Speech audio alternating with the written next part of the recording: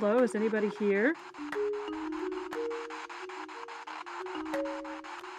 You don't have to be afraid. I'm just here to talk with you.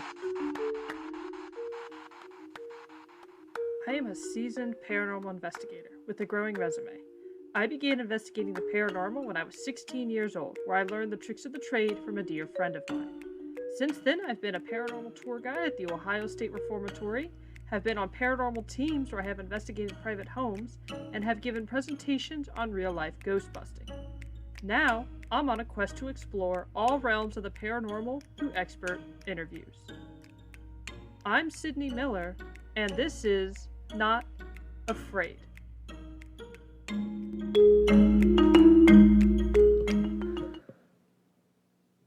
Good evening, everybody, and welcome back to Not Afraid for Season 2. A couple of changes. I'm going to be doing this season by myself. JC had some other commitments that she is trying to undertake right now, so it will be me and hopefully a special guest on most, if not all, episodes, exploring topics just like in Season 1, where we're interviewing experts.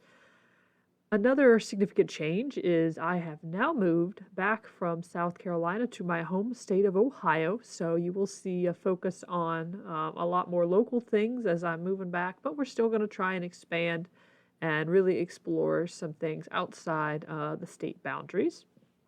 I want to thank you all for joining me for Season 2. Don't forget to like us on Facebook if you haven't done so already, and subscribe to us on Spotify and Anchor, Google Podcasts, Apple Podcasts, and anywhere else you listen to podcasts. And then, of course, our YouTube page. And this season, we're going to do a lot more video rather than just the audio, depending on if it's on location, which our first episode is filmed on location, so it's just audio. But a lot of these are not on location, so they are going to be a recorded video call, and that video will be on YouTube, and then I'm going to try and get the audio on YouTube as well, just without the video portion. So don't forget to check us out. We appreciate your support. So tonight, since I'm back home for a little while, I'm going to be talking about one of the most haunted places in my hometown of Galleon, Ohio, which I've mentioned briefly on an episode on small towns in America in Season 1. And we're going to go in more depth tonight on the history and then the hauntings of Brownella Cottage. So the Galleon History Center owns several properties clustered at the intersection of West Walnut and South Union Streets in Uptown Galleon. And these include Brunello Cottage, the Carriage House, the historic Grace Episcopal Church and their office building, and then they did open a new complex on the other side of town also this past summer. So I'm going to read you a little bit of information about these properties as listed on the Galleon History Center website. So this will be in the show notes to their website, and if you go in there and look at the history, there's a couple of PDFs that you can download, and I encourage you to do that to get some more information, but I'm just going to go over some of the highlights with you and things that you need to understand before we get into tonight's discussion and the hauntings of Brunello Cottage. So the Brunello Cottage complex is how I will refer to it, is unique for its association with Bishop William Montgomery Brown, one of the most fascinating individuals in Galleon's history and probably in the history of the Protestant Episcopal Church in the 20th century. According to his obituary, quote, the first bishop of his communion to be tried for heresy since the Reformation and the first of any creed in America to be disposed for heretical teachings. So that is why William Montgomery Brown is so famous in Episcopal history and in Galleon history. Brown's served as a missionary to the Grace Episcopal Church from 1883 to 1891, as Bishop of Arkansas from 1899 to 1912, in which his interest in Marxism, socialism, and communism in the 1910s grew. And it dramatically increased and challenged his influence in the church, leading to his heresy trial in 1924-1925. He tried to prove to his fellow bishops that they did not believe in a strict interpretation of the Bible any more than he did. While awaiting the final verdict of his deposition as bishop in October of 1925, he had himself ordained as bishop in the Old Catholic Church in his study in Galleon, thus enabling him to retain the title of bishop. Brown felt his real ministry began at the age of 71 when he started lecturing to the working class and writing a variety of books until his death in 1937. Brunella Cottage was Brown's home from its construction in 1885 to 1887 to his death in 1937. Although he lived in Arkansas as Bishop of Arkansas, the bishop and Ella still spent several months of the year at Brownella Cottage. Mary Scranton Bradford, Ella Scranton Brown's adoptive mother and wealthy philanthropist of Cleveland, had the house built as a wedding present for Brown and his wife. The large lot and spacious setting is composed of the house, the carriage house, and study, which is interconnected by glass-enclosed walkways. The study was originally the second home of St. Joseph's Roman Catholic Church in Galleon and was built in 1866.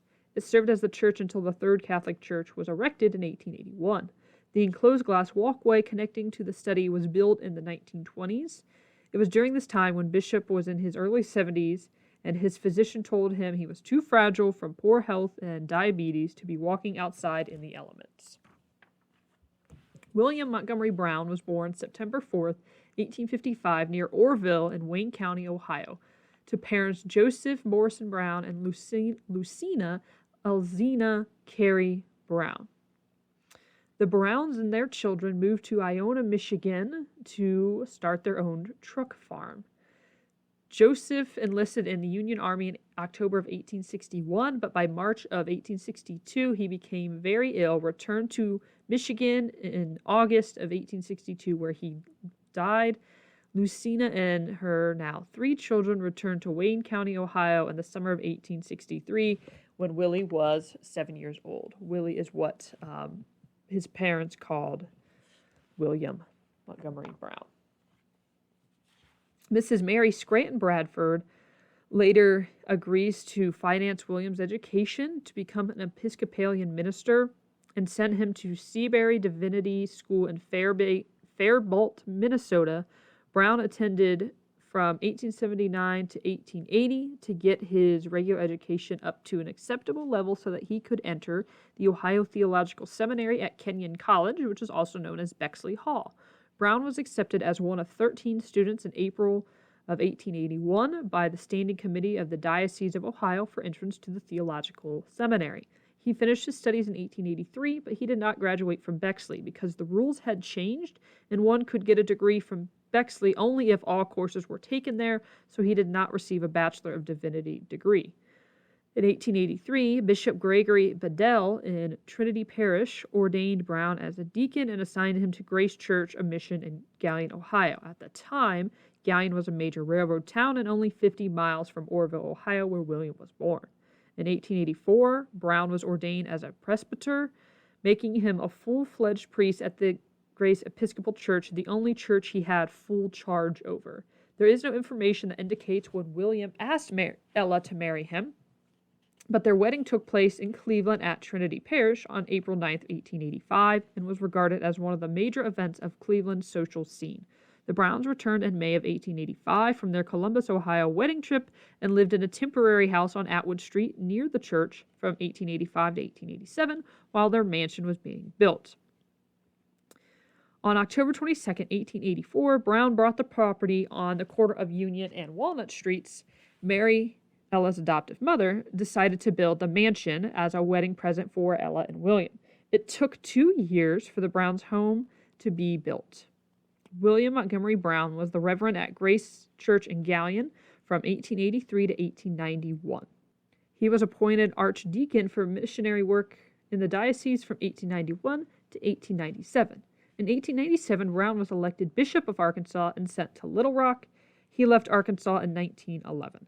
He was granted a leave of absence from his duties in Arkansas, and during this recuperation period, he began reading the works of Karl Marx and Charles Darwin, and he resigned his position as bishop in April of 1912 with the understanding that he could keep his seat in the House of Bishops.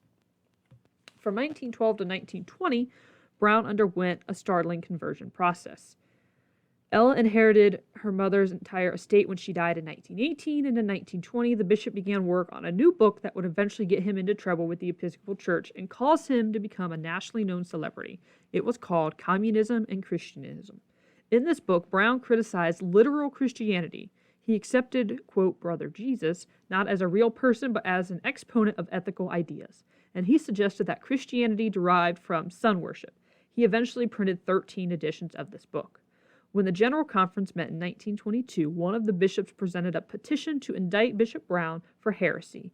Many of the bishops privately thought Bishop Brown was crazy. The House of Bishops tried several times to get Bishop Brown to publicly admit that he was wrong, and finally in 1924 a trial was scheduled to be held in Trinity Cathedral in Cleveland, the very church where Bishop was baptized, ordained, and married. The trial attracted worldwide attention as no one had been convicted of heresy since the Middle Ages. In the end, Bishop Brown was convicted. A court review upheld the conviction, and in 1925, Bishop Brown was deposed. Mrs. Brown died in 1935, and Bishop spent his remaining years living extravagantly. As he grew older, the bishop suffered from diabetes, and his eyesight began to fail him, so he hired high school students to read to him. For the remainder of his life, the bishop attended church services in the little church across the street from his home, where his ministry had begun. His health took a turn for the worst in the fall of 1937, and he passed away on Sunday, October 31st, at his beloved Brownella Cottage. Welcome to I'm Not Afraid of the Afterlife, the Ghost of Brownella Cottage. All right, Barry Moneysmith is with me tonight, and I want to welcome Barry and thank him for coming out to interview. This is the first on-location interview I have done for this podcast. We're at Brownella Cottage in Galleon, Ohio, which I have brought up on a previous episode and shared a little bit of my experience doing that. So it'll be exciting to dive more in depth into what that is and what the hauntings are going on in Brownella Cottage. So first of all, Barry, how did you get into ghost hunting, and how long have you been investigating the paranormal? I've been investigating for about 11 years, and it all started right here at this house for me. I took my first tour here in 2010, was hooked immediately. I joined the Historical Society, and in 2012, they turned the ghost hunts over to my wife and I. So we've been doing it ever since here. And how often do you get ghost hunts through here? Are you pretty busy, or is it sort of hit and miss? Does it really pick up around the fall time? We average 35 to 38 hunts a year in here. Okay, that's pretty good. So it's just about every weekend. Yeah. We do shut down the second week of November, and we don't open up again until April 1st or so in that, because of the weather. Sure. And they normally decorate for Halloween and then Christmas. And I don't like to bring people through here with all the Christmas decorations. Sure, yeah, being very cautious. We do shut down for a while. So you cram a lot cram a lot in that time frame. Exactly. Very good. And then what brought you to Brownella Cottage for the first time? The first time as far as ghost hunting? The first time in general. I grew up just across the street from here. Okay. I've always been around this house as a kid and was always told to stay away from it because it was the haunted house. In which we did as kids. But what truly brought me to the house the first time was back in the late 80s. The construction crew that I worked for at the time, we remodeled the gift shop or the carriage house. So I did a lot of work out there. And that got us into the house because we moved a lot of items back and forth. So that's when I truly saw the inside of the home. But up until that time all my life, I stayed away from this place. Yeah. So you just were hooked ever since then? Yeah. It's an intriguing home. It's a beautiful home. It's a very beautiful home. If anybody's never been here, I would definitely recommend even a daytime tour. Right. For people who aren't into the ghost stuff, it's a very beautiful home.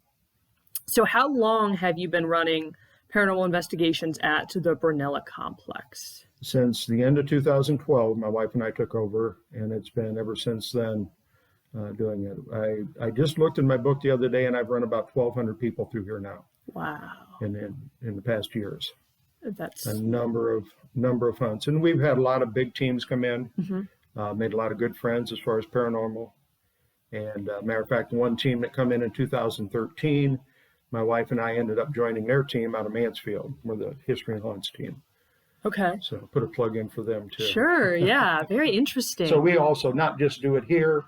We travel all over doing paranormal. So you just develop your Yes. paranormal investigating I think elsewhere. I've always had a gift for it as a kid, but never really truly knew how to use it Right. until I got in here and worked with other teams and let them train me also. And it's opened myself up to it. Very interesting. And I always find it interesting how you learn so much from other people in the field who have done things at a different location, or no matter how long they've done it, you can always get a different perspective. Right. And sometimes how not to do it also. Yes, very true, on how not to do it. So in terms of Brownella Cottage, how do your investigations work? Do you offer public and private? What are the hours? Which buildings are available? Because I know there's a whole complex here, right? There's the church, you've got the offices, which I know I've been in, you've got the carriage house, the study, and then the main house. Right. As far as a public tour, it normally runs from 8 p.m. to midnight. Okay. I have enough equipment that people can carry around and experience what we do, but we guide them through and help them. We do not go into the office just because of it, right? The artifacts. But yes, the church is available, okay. The main house, the study that we're in now, and the carriage house. So there are 4 buildings. As far as private groups, that can run, we normally tell them 6 to 8 hours. We try to end around 2 a.m. Okay. Reason being, we feel that the house quiets down after 2 o'clock. And sometimes it's not worth it. I have had teams that stay all night. And when they leave in the morning, they feel the same way. It just gets quiet. Yeah. But a private group it's $40 a person for 4 people and more, up till maybe 12 okay. people. If you have less than 4 people, it's a flat $150. Okay. So if you yourself want to come here, it's $150. Just me, myself. Right. Okay. And I think there's a minimum too for private groups, or public groups, excuse me. But I'm just not sure what that is. Okay. I guess it's a public. All right. Interesting. So I've never, I was curious about that because when I was here on a couple of times, we just did the study and the cottage, and I don't think I've ever investigated the carriage house or the church, and I'd be interested in doing so. The church can be somewhat active at times. It's not as active as the home. We normally tell people if you're going to do the church, get over there around 11 p.m., not too much later than midnight. Okay. Because there again, it quiets down. Interesting. And I think if you just think about the type of people that lived here and ran the church, they're not over there after midnight. True. If that makes sense. Yeah, that does make sense. And the 2 o'clock thing's interesting because out of all the places I've investigated, that seems to be the cutoff, 2 or 3. Right. And some of these people run their hunts till 6, 7 in the morning, and you won't get anything, especially after 3. Right. For whatever reason. Our team just went to Virginia and did Withville Octagon Mansion. Oh, yeah. And we were able to stay all night long. But again, after 2 o'clock, That's okay. After 2 o'clock, it also quieted down. But we stayed up and did the best we could. Right. You never know every once in a while. But right. When I used to work at the Ohio State Reformatory doing their ghost hunts and ghost walks. And the same thing. It would we'd have hunts till 5 a.m. and you would never get anything after 2. Sometimes not even after midnight. Right. That's the way I feel over there too. Yeah. Been there a number of times. Interesting how that works. So it's interesting how it's not just locational. It's most anywhere you go. It just it seems that way. Dies off for whatever reason. Right. So what sorts of paranormal activity do you experience at the cottage, the carriage house, and etc.? Well, as far as the main house itself, it can be an evening of nothing, maybe just personal experiences people have, being touched, smells that just come out of nowhere that we can't explain. A lot of EVPs have been caught in here. And I myself, back in, I think it's 2015 then, did see a full body apparition in the long hallway. Wow. So it runs the gambit of wow to everything under the sun. But there really, in all the years I've been doing this, there's never been a weekend that I've left that something hasn't happened. Wow. Whether just little or, like I say, over the top. Do you feel that activity has picked up over the years? At times, yes, at times it does. I think a lot of the activity picks up with the different groups. Okay. If a group comes in here and they bring a lot of energy and they're really into it, they seem to catch more stuff. Other teams I've had come in here and they'll sit and just hold their cell phone all night long and nothing happens for them. Well, you got to bring the energy if you want to catch it. Sure. You got to work for it. They feed off that Right. sort of. So that, I think, I can tell a good group when it comes in if they're going to catch stuff. Right. If that Interesting. makes sense. Yeah, it's sort of. We always say when you're doing any sort of paranormal that it's in the intent, whether you're cleansing or whether you're just investigating or whatever you're doing, it has to do with the intent. So that makes sense if it's feeding off that. And a lot of times, teams will sit around and they'll just ask question after question and kind of badgering whatever it is. And if they just get away from that and have a normal conversation between themselves and then listen to the recorders later, you'd be surprised what chimes in while you're talking. Yeah. It's as if it's like, hey, don't forget about us. So. Yeah, I used to recommend that to my groups at the reformatory is because people would do the same thing. They were newbies usually that I was working with, and they were just asking questions for hours on end. And I was like, guys, just talk. Right. Because Right. they're going to, yourself. you're ignoring them, and now they Right. want your attention, and they're going to Right. butt in there. Interesting. By smells, what kind of smells do you get? Well, normally in the upstairs area around Ella's room or Mary's room, you'll pick up on an old-fashioned, like a rose perfume, a powder type perfume. Mm-hmm. And we don't tell people that coming in. Sure. This is what you want to look for. But it'd be so interesting we normally sit downstairs and let teams go, and to hear them say, do you smell that? It smells like perfume. And then my wife and I are thumbs up. Yes, they caught it. But things like that. Sometimes pipe smell or even an incense smell. And that's normally on Saturday nights. And whether it has anything to do with Bishop, we don't know. But it's not cigarette, but it's more of a pipe. Did he smoke? Do we know? If he did, again, it was going to be a pipe. Right. Not cigarettes. But I can't prove that either. I don't know. Interesting. So, where are the hot spots to investigate? The house. The house? It's just the whole house? The house. Basically the house. Because it does travel around. Okay. As far as what we really feel is hot, though, is the religious parlor. Okay. Directly above the religious parlor is Bishop's bedroom. Mm-hmm. Okay. Directly above that, in the corner of the attic, we get activity. And now here, just the last couple of years, we've actually gotten into the crawl spaces of the house, and we've gone under the religious parlor, and it's active under there. So there's something just straight up through the house in that corner. Interesting. Any thoughts about what that might be or why? I don't know. We can use the word portal, but Sure. we can't prove it. Right. Some teams do feel a little more darkness in those rooms. It isn't as friendly.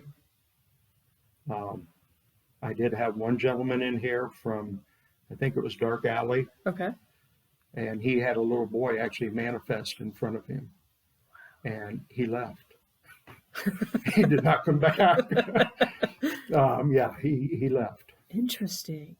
But it's right there in that corner. But again, the room we're sitting in now, the study, this can be active.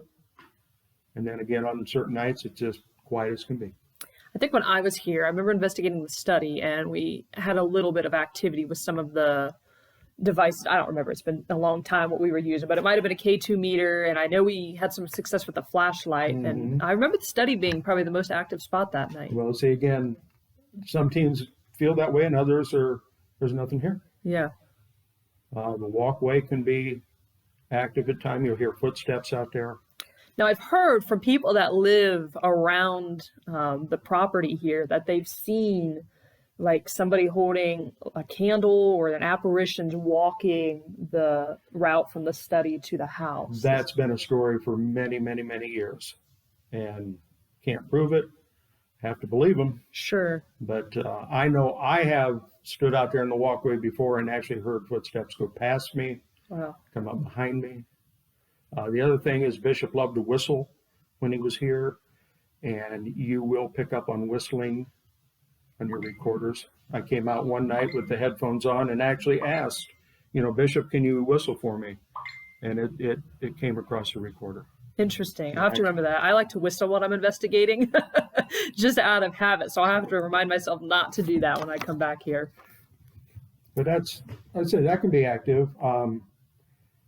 Upstairs, the bedrooms, all the bedrooms can be active. Mary's room, who was the mother-in-law, she's a little more partial to the men. She'll communicate with them. Okay.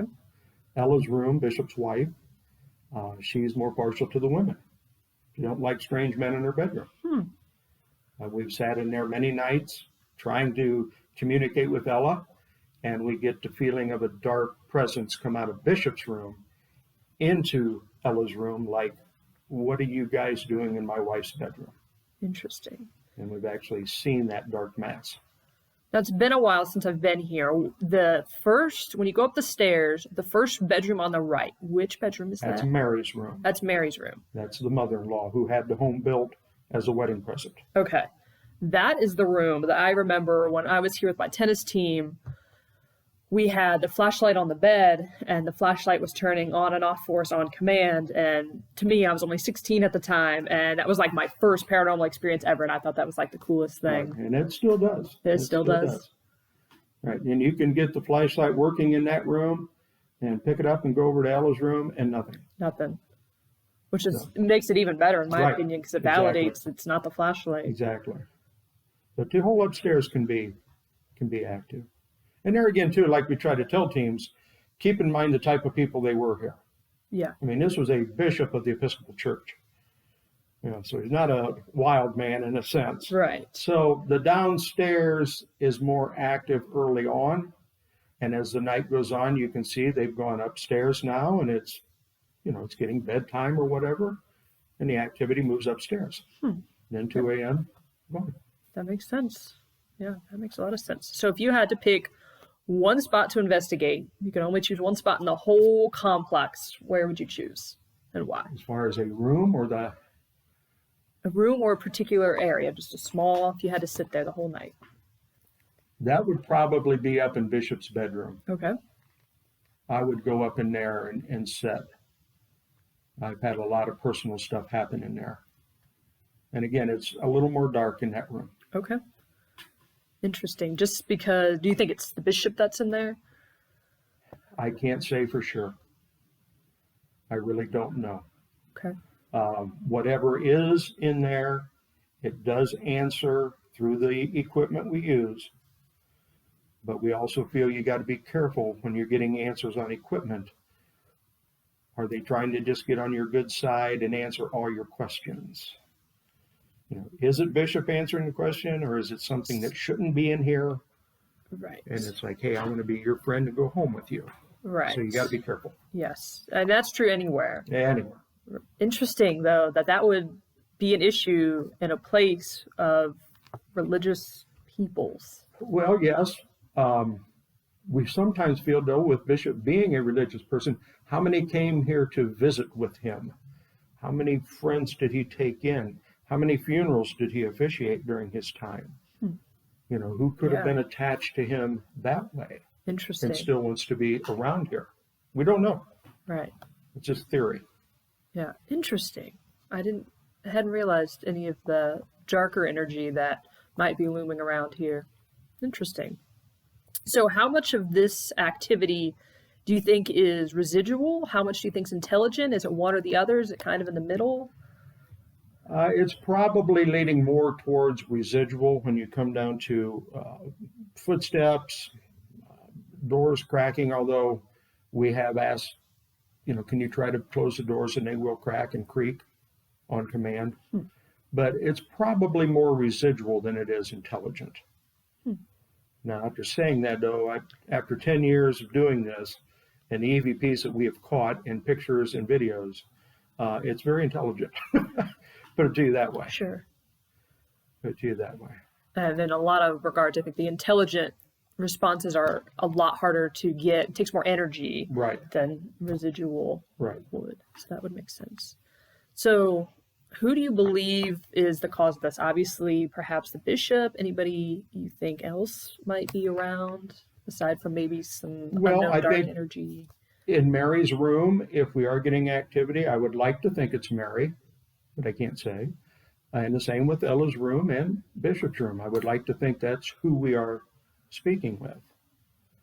There are other names that we've tried that will interact with the equipment, so they may be here.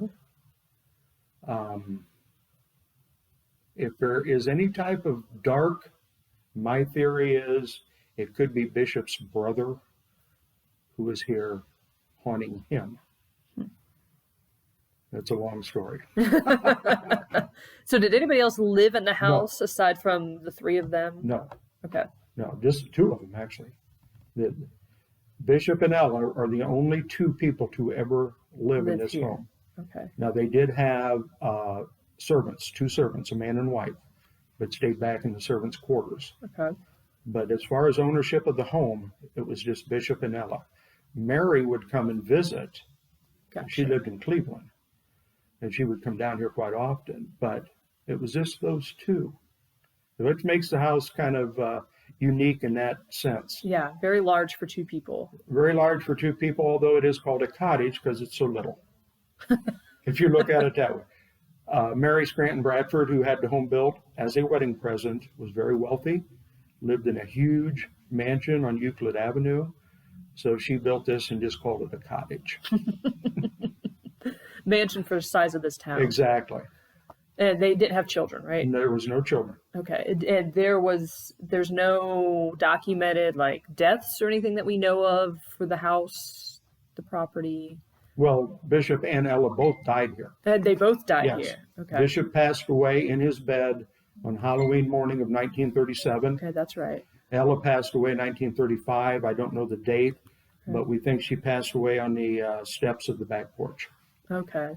And just Yes, illness for right. both of them, or Right. old age or something? Just age. Bishop was 82, and his health was failing. Interesting. Okay. And that leads me to my next question, which I had here. Bishop Brown dying at Brownella Cottage on October 31st, when many people believe the veil between life and death to be at its thinnest. So do you think that has anything to do with him being around, or is that just a mere coincidence? I think it's a mere coincidence. Although I do feel that the veil is thinning more and more all the time, not just on Halloween. Mm-hmm. I truly do. At this house or just in general? All over. All over? All over. Now, Halloween around here can be active, but I think that a lot of that is your own psychic way of thinking. Your interest is piqued because, hey, it's Halloween. Mm-hmm. And you accept more noises, what have you. And more people are open Right. to it and looking for it. Right. And you're doing something this year, did I see, on Halloween? Yeah, the History Center, they're doing a ghost hunt on the 30th. Actually, my wife and I will be here and kind of helping them out. But the girls from the History Center, they wanted to get involved too. Fun. And do something.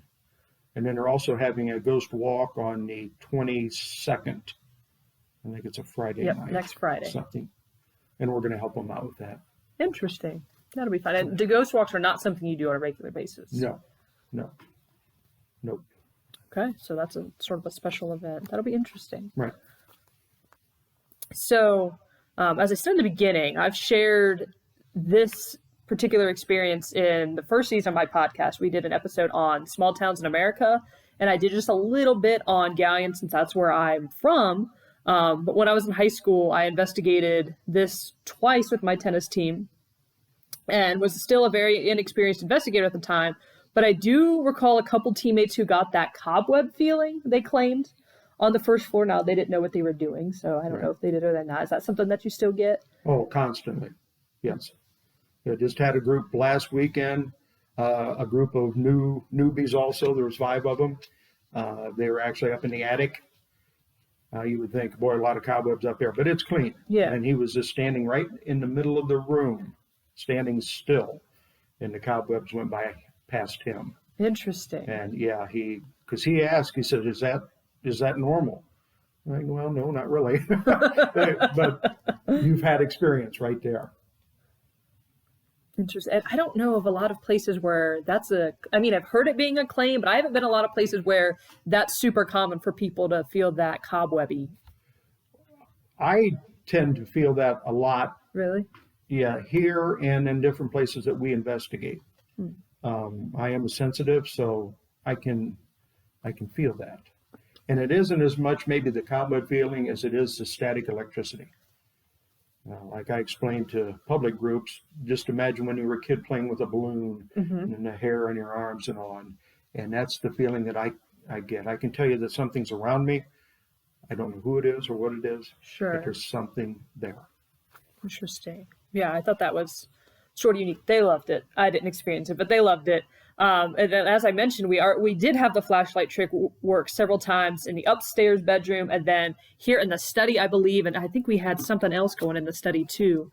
That were pretty cool experiences that we had. I don't remember anything else that happened that night. Of course, those were shortened. Those were like I think it was maybe a 2-hour hunt. But even in 2 hours, we got a lot of cool stuff that was entertaining for 16-year-old girls. Well, yeah, and as the years have gone on too, equipment has evolved with it. We use a lot more sophisticated stuff now, and maybe the flashlight isn't our go-to piece of equipment anymore. Right.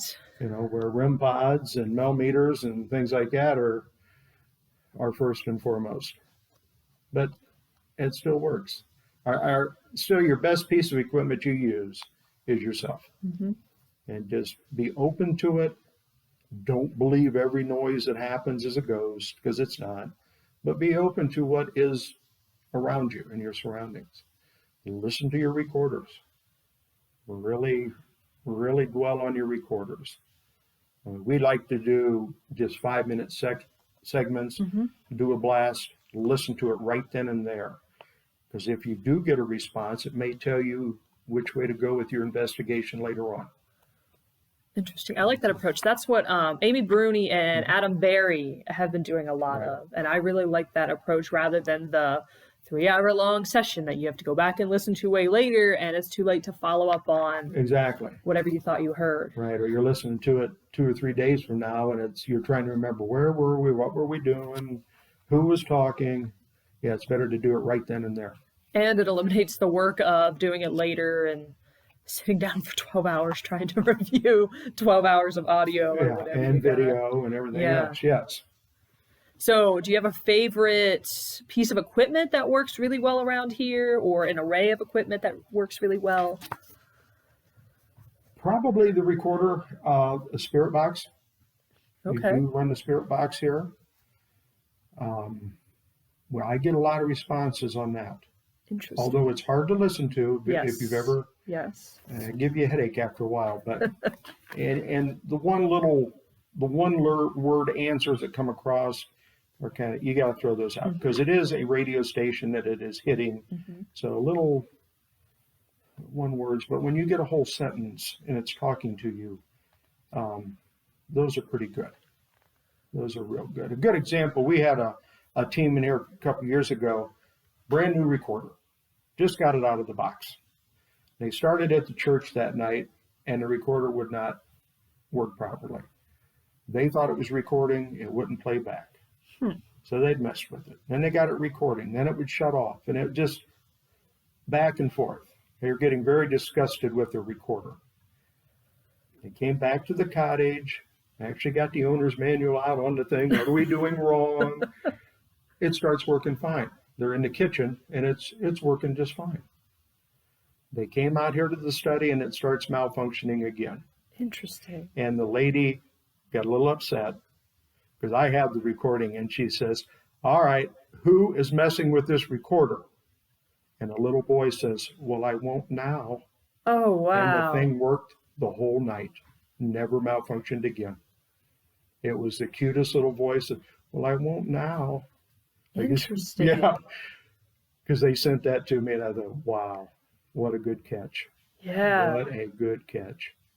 I'm so surprised for you to say that, because a lot of people have issues with the spirit box because it's the AM FM scanner, and I know a lot of skeptics don't like it, but usually people that are on sort of relatively busy roads don't have as good success with it as you do if you're in the middle of nowhere. So that's interesting Right. that you have such good luck with that. But you just got to watch. Like you say, it is a radio, and you got to pick the words out, And what I like to do too, now here I know the strong stations in our area. Yeah. So I'll watch it go through the channels.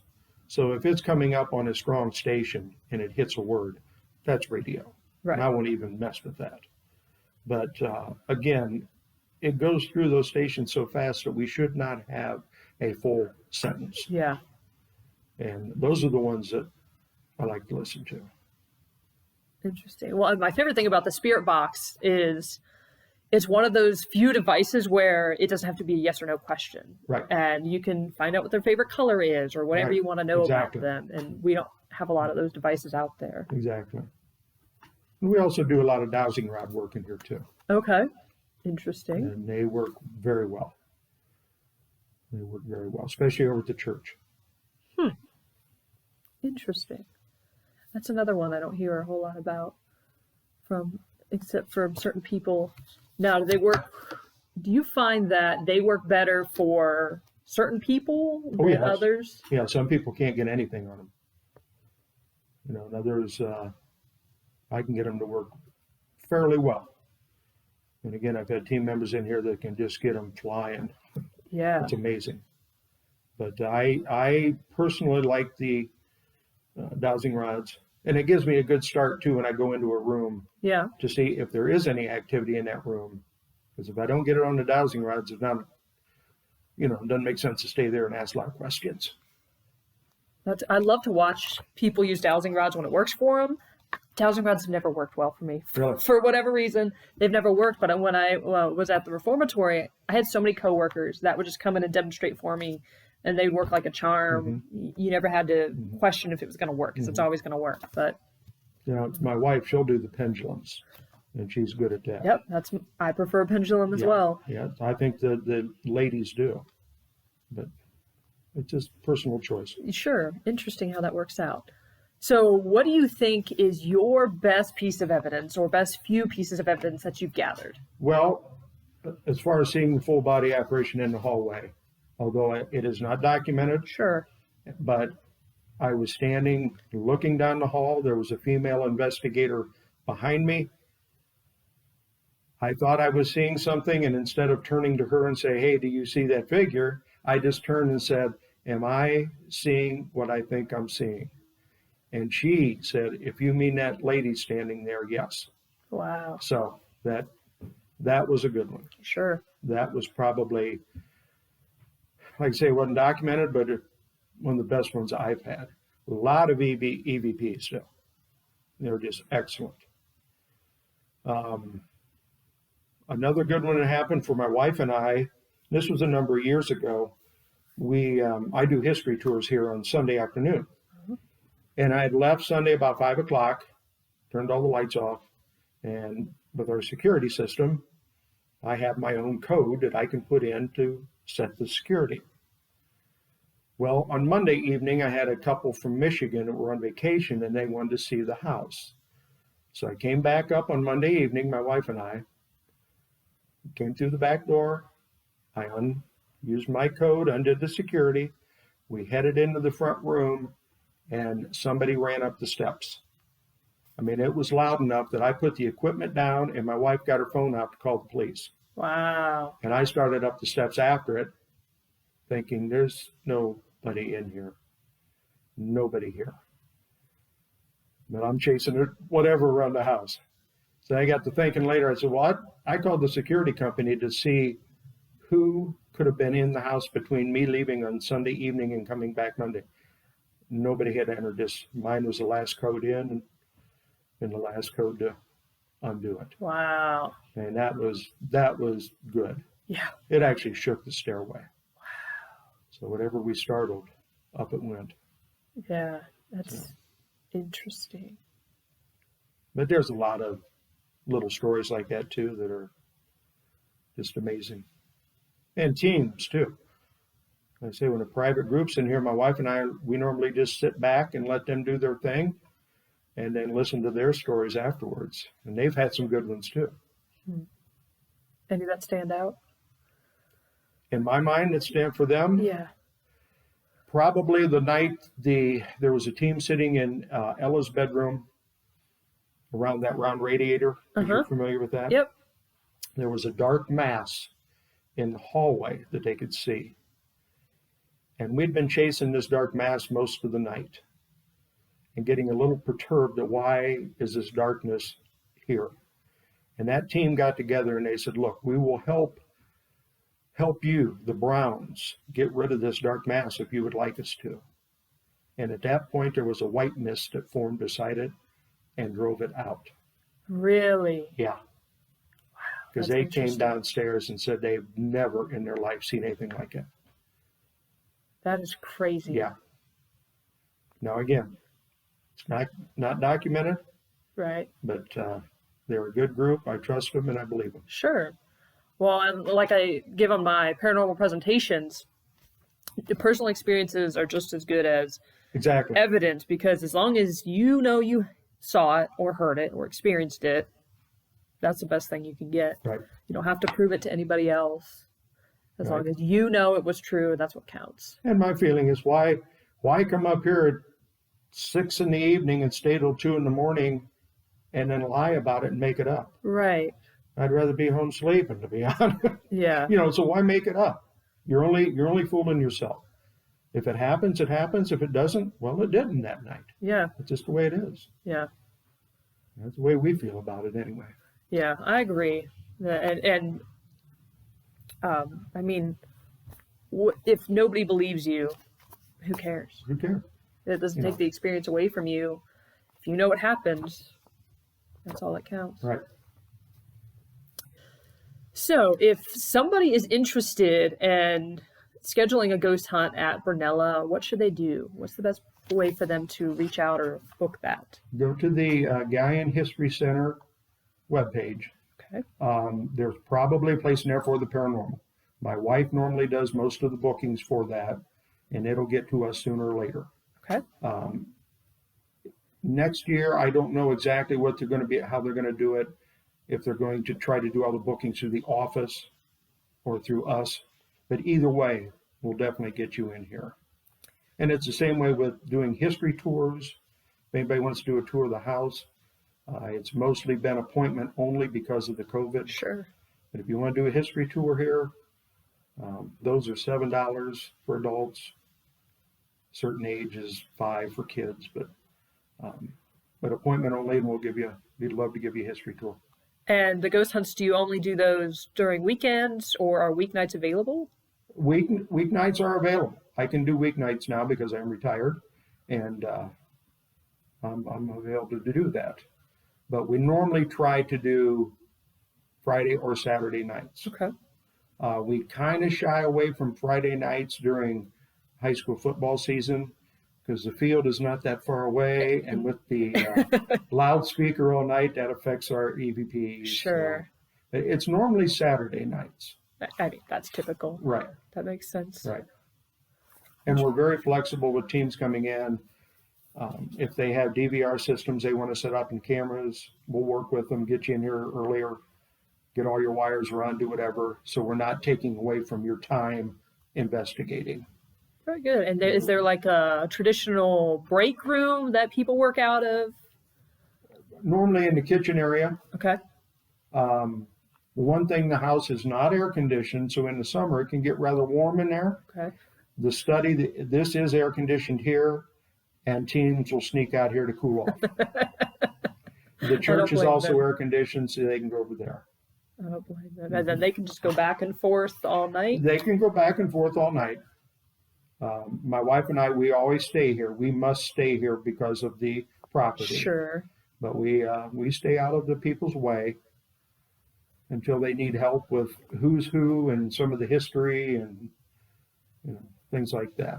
Yeah. Because that's one thing about this house. It is so loaded with just the history. Yes. Forget the paranormal. Yes. The history is amazing in this house. It is, especially for a town this size. Right. To have the stories. And so many people from Galleon who come in here maybe at Christmas time when we have open house say, I've never been in here. What's the story? Well, For a man to be found guilty of heresy and deposed from the Episcopal Church, he's the only man in our modern time to ever be found guilty of heresy. He was a communist, so there's a lot of history to learn here. That's just, yeah, that's It's amazing. It is amazing, and brings with it just a different attitude or a different energy per se, Right. just surrounding Right. that. I mean, imagine the stress that family went under during that process. Right. Right. Yeah. I've had groups out here too that speak Russian. Really? And they will start rattling off some Russian questions. And I'm like, well, that's great, but if I get a response, I don't know what they're saying. But some of them come in and said they have had answers come back in Russian. Interesting. Very interesting. Wow. Remember, the man was reordained a Catholic bishop in this room by the Russian dignitary. They came to Galleon, Ohio to ordain him. Wow. So there could be a lot of things in this particular room. And this was a Catholic church at one time. This study? This was a one-room Catholic church. Interesting. I did not know that. So what's still attached to the Catholic Church? Sure. Could be anything. Could be anything. It was a Catholic for many church. years. Yeah. Mhm. Interesting. So is there anything else that you would like my listeners to know that we haven't touched on tonight? Anything that we missed that you feel is important? No, I think it's important, though, that for the people of Galleon to understand that this is not a scary house. We don't want people afraid of this home. It's active, yes, but it's nothing that's going to hurt you. It's not vicious or anything like that. So we don't make people afraid to come in. Right. It's, for those that are listening, if you're paranormal investigators, this is a lot different place to investigate than the Ohio State Reformatory. Sure. Yes. Completely different. This is different. Experiences, Waverly yeah. Hills, all the big ones. This is a home, and you're very comfortable in here. A lot of teams come in, they take their shoes off. So how many places do you go investigate that you can actually take your shoes off Yeah. and feel at home? Yeah. But I guess that's one thing we do try to stress, that it's not a haunted funhouse type thing. It's just Right. an active home, still active. Well, once I gather enough people, I will certainly be scheduling an investigation. I'd love to come back. It's been 6-8 years, something like that. Gained a lot of experience in that time, gathered my own equipment. I've been to other different places and different states and everything. So I'd love to come back. And then in the meantime, I will share this episode on Facebook, and it will go out to all of my we're on Spotify and iHeartRadio and everything. And if you would like, I will tag your paranormal page Sure. in it on Facebook so that you see it as well, and anybody who follows that will see it. And then I will put the website, the Galleon History Center website, in our show notes so that if anybody's interested, they can just click that link and then reach out to you in order to book a paranormal investigation. We would appreciate that. Awesome. Well, again, thank you so much for having me out tonight. I really appreciate it. It was cool doing this on location. For the first time, we've been doing Zoom for so long because Right. most of the people live way far away, or COVID, everybody was shut down. So very cool to be able to do this in person in the location that we're talking about. Good. Very good. Thank you for tuning in. Don't forget to rate and review us on your favorite streaming service. I'm Sydney Miller, and this was Not Afraid.